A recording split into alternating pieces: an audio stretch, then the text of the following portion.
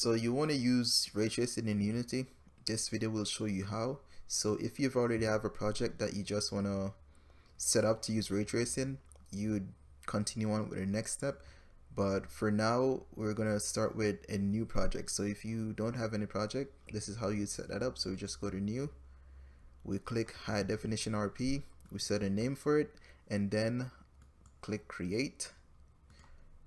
Now after that project is finished loading, you just want to close that and we continue to the next step. Now this next step is where if you have a project that you want to upgrade, this is where you continue to. So the next step is to just go to GitHub now and we'll download the scriptable render pipeline.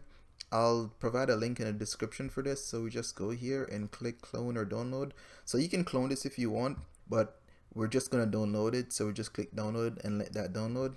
Now after your download is finished, I've already downloaded this, so we're just gonna continue on. So you just pause this and get to the next step when your download is finished. So the next thing we'll want to do now is just to go to our project folder. We're going to go in here and open up the packages folder, and then we're going to go where we download our file, and we're going to copy or cut that and paste it in here. And when that's finished, we're just going to come here, right click and extract. After your extraction is finished, we'll just come here and delete that. We don't need that anymore. Then we open up the folder that we extracted.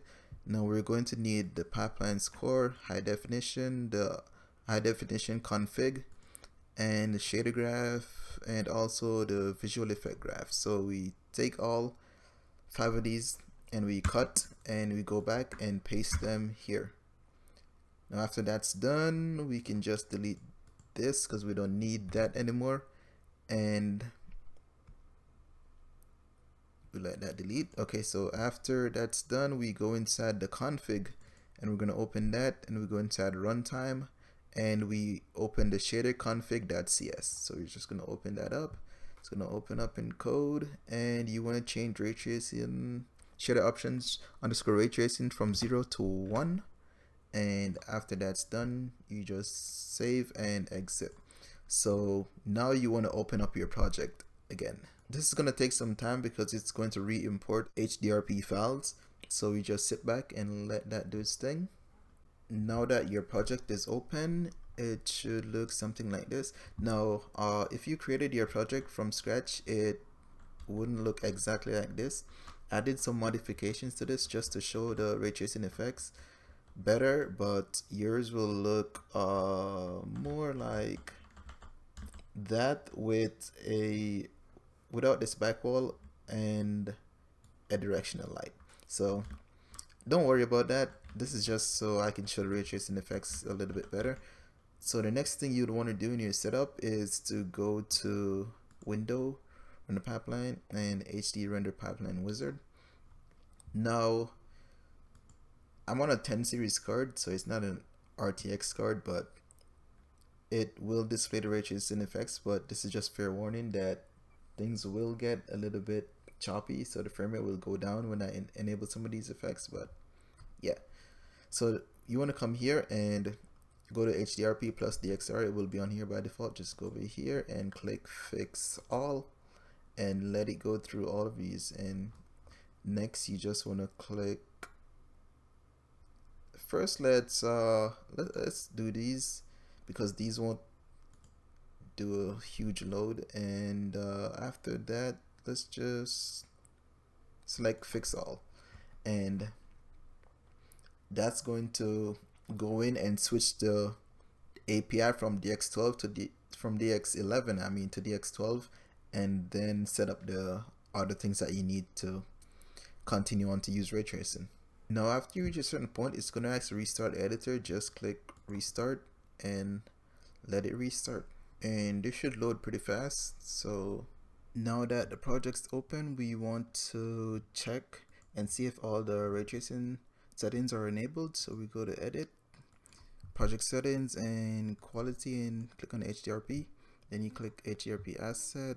You can also go over here and, or in settings, it's gonna be down here. You click HDRP asset and you get the same thing, but we're just gonna do it right here, and we check that back on, and real-time ray tracing is on.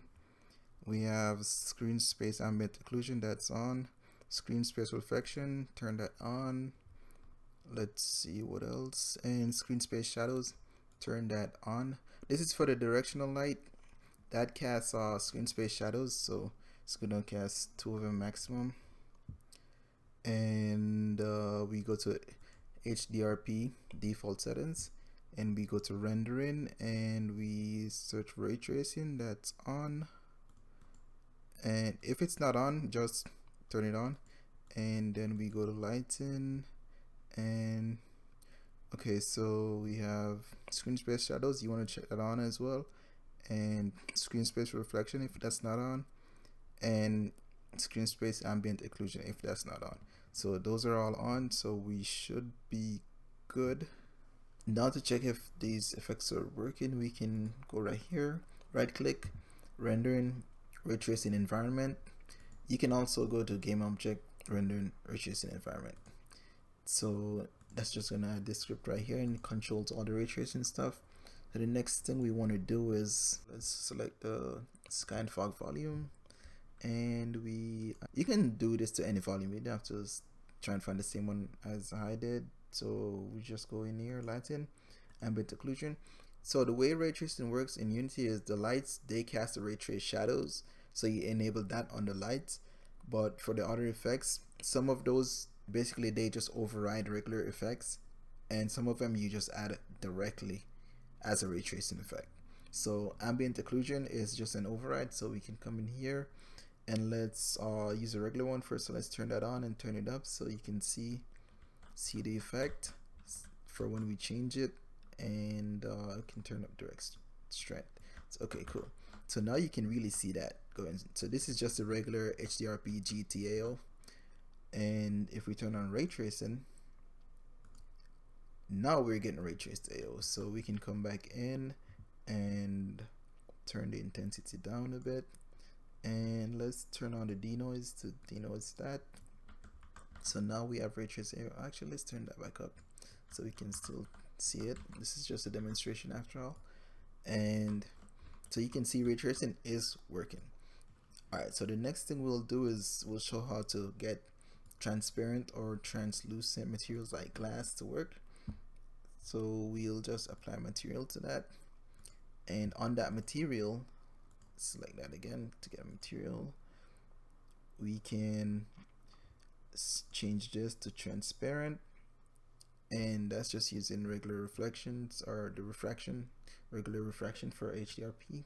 We change this to ray tracing. It disappeared, don't worry about that, we're gonna fix that in a second. Now we go down here and see, we set the refraction model to sphere, and that should be good. Now to get the refraction working on the sphere, we just go and add the effect for it. So we go to ray tracing and recursive rendering and enable that, and now you have ray trace translucency. So you can see that one is actually really heavy, so I don't even want to keep that on too much, but we'll keep it on. As you can see in the scene view, I'm not sure why it does this. It doesn't do that in the game view. I can show you that right now. You don't get the same thing, it just renders, but in the scene view I get this black flickering, so just ignore that, and we'll actually turn that off for a second. So let's turn on another ray tracing effect. Let's see SSAO. So we can go to lighten, screen space reflection, and first of all, you can see that that's just SSAO right there, as you can see on the cube. So this is basically just a cube with a material that's 100% reflective. So we can turn on ray tracing, enable that, and you can see this ray trace reflections. Now it doesn't matter if I look down or up, it's still ray traced, so they don't disappear like that. Actually, let's try to turn this metallic and see if you'll see that better. So you can see we look down and we see everything, and we look up, but if we go back to the settings and turn off ray tracing, you can see it disappears until we start to, that's the screen space one. So we turn that back on, and we got ray trace reflections. Cool. So we can actually turn this back on too. Why not? Let's go back here. All right. So the next thing I want to show you is shadows. So let's turn off this point light, because the point lights don't cast ray trace shadows yet, but that's coming real soon. So we can go and add a area light. So lights, area light, and actually let's just put it right here, and let's turn up the value. So let's put that to EV and set it to something like 25, and now you can see that. And let's turn on shadows. So that's just regular area light shadows, real-time area light shadows. So we want ray trace shadows. Let's turn that on. And for some reason, I'm not sure why this doesn't work, but you have to go back and turn on a directional light. And if we turn on ray trace shadows on the directional light, so those are the directional light with ray trace shadows. So if we turn that off and turn off the directional light, then go to the area light, now it has ray trace shadows. I'm not sure why that is right now. It's probably just a bug, or maybe it's just with mine, it's just a bug. I haven't seen anyone else reported that, but yeah, that's how we get that working. So now we have ray trace shadows on the area light. All right, cool. So we can,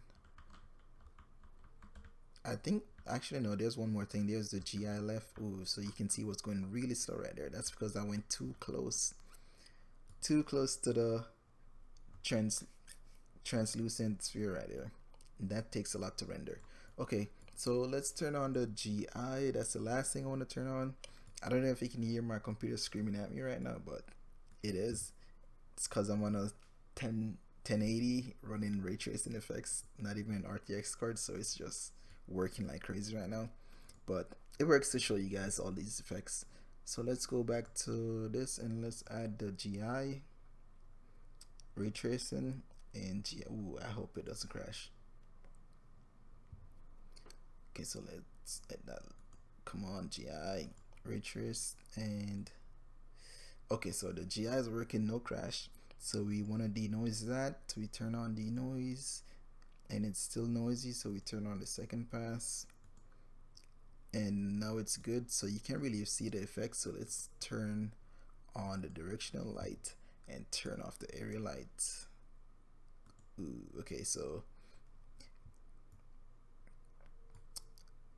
let's turn that back off. The GI, I mean. Okay, so let's turn it back on. Okay. Ooh, I don't know why it's just making things really bright. Okay. That's probably because oop.